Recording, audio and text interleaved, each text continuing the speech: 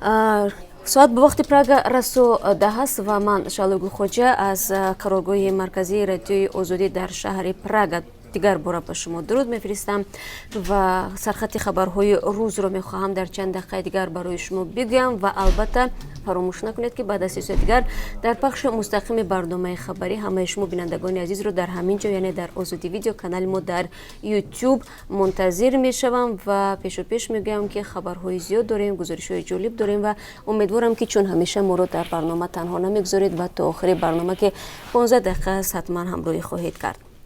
музокирот анҷом ёфт, Тоҷикистон ҳанӯз хомӯш аст.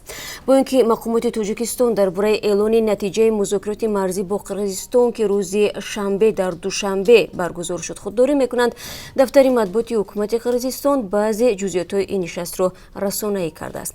Аз ҷумла анҷоми корҳои умумии таҳияи харитаҳои ҷудосозии марз яке аз масоили гуфтугӯи дуҷониб будааст. ҳайати Тоҷикистону Қирғизистон баён доштанд ки мушаххассозии хатти марзи давлатии миёни ду кишвар бар асоси манфиатҳои ҳамдигар бояд сурат бигирад, чун ба гуфтаи мақомоти қирғиз муайян шудани хатти марз метавонад омили субот ва ҳамгироӣ дар минтақаҳои ҳаммарз бошад. дар барномаи хабарӣ мо ба ин мавзӯъ таваҷҷӯҳ хоҳем кард ва тафсилоти бештар аз инро барои шумо мегӯем. Қози давлат Қоимдодов раиси нави шабакаҳои рушди бунёдӣ Оғохон ё худ АКДН дар Тоҷикистон интихоб шудааст. ӯ дар ин вазифа Али Акбар Песнании покистониро иваз хоҳад кард.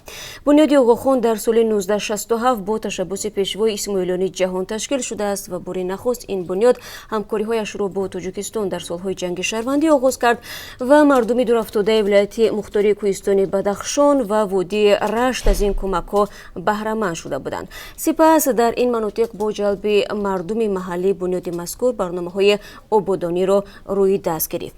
Қози давлат Қоимдодов аз соли 1993 то 2005 аз ҷониби ҳукумат ҳамоҳангсози барномаҳои бунёди Оғохон дар Тоҷикистон буд, аммо бо ин ҳам аз соли 1995 ба ин тараф бори аввал аст ки як шаҳрванди Тоҷикистон масъули ин созмони бонуфуз интихоб мешавад. лозим ба ёдоварист ки Қози давлат Қоимдодов ки 70 сол дорад, дар соли 2017 бо фармони раиси ҷумҳур бо сабаби ба нафақа баромаданаш аз вазифаи сафири Тоҷикистон дар Беларус, Литва, Латвия, Эстония ва намояндаи доимӣ дар Иттиҳоди давлатҳои муштарак озод карда шуд. ҳукумати Либия ки аз тарафи ҷомеаи байналмилалӣ эътироф шудааст, мегӯяд амалиётеро зидди нирӯҳои содиқ ба Халифа Хафтар раҳандозӣ намудааст. ҳадаф аз ин амалиёт ҳимояти пойтахти Либия аз нирӯҳои боном артиши миллии Либия аст ки ба ин фармондеҳ содиқ мебошад. Аслан Халифа Хафтар ва артиши таҳти сарварии ӯ аз ҷониби Русия, Миср ва Имороти Муттаҳидаи Араб ҳимоят мешавад ва дар ин замина вазорати ҳифзи тандурустии Либия иброз доштааст ки рӯзи 7 апрел бар асари бархурдҳо дар канораҳои ҷанубии шаҳри Тароблус 11 нафар кушта ва 23 каси дигар захмӣ шуданд. дар ин бора албатта мо дар барномаи хабарӣ бинандагони азиз як гузориш хоҳем дошт, моро тамошо кунед. фазо барои сармоягузорӣ созгор нест. Русия ҳамасола сармоягузории худро ба иқтисоди Тоҷикистон кам мекунад. Як нигоҳ ба омори солҳои қаблӣ кифоят аст ки коҳиши чашмрасро дар ин замина мушоҳида кард. Тоҷикистон аз Русия, кишваре ки онро шарики стратегӣ ё бародари бузург мехонад, сармояҳои бештарро интизор аст. Аммо Москав мегӯяд, бо он фазои сармоягузорие ки Тоҷикистон дорад, набояд ба маблағҳои аз ин бештар умед бандад. яке аз мавзӯъҳои барномаи имрӯзи мо ҳамин аст ва ҳамроҳ бо шумо хоҳем дид ки сафири Русия дар Тоҷикистон дар ин бора чӣ мегӯяд. зимнан мақомоти Тоҷикистон дар 2 соли ахир вуҷуди мушкилот дар ҷалби сармоягузориро эътироф карда, соли 2019-ро соли ислоҳоти арсаи соҳибкорӣ унвон карданд.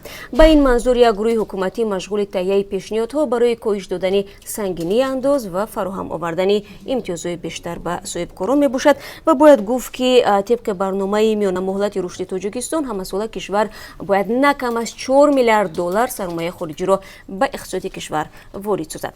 ва бинандагони азиз, дар барномаи имрӯз мо ҳатман дар бораи ҳаёти муҳоҷирон низ матлаб дорем, аз ҷумла дар бораи шумораи қатли муҳоҷирони тоҷик дар Русия. барои ҳамин даъват мекунам дӯстони бениҳоят гиромии мо дар барномаи хабарӣ моро тамошо кунед ва чанд хабари дигар низ ҳаст ки баъд аз 3 соат дигар дар пахши мустақими барномаи хабарӣ барои шумо хоҳем гуфт.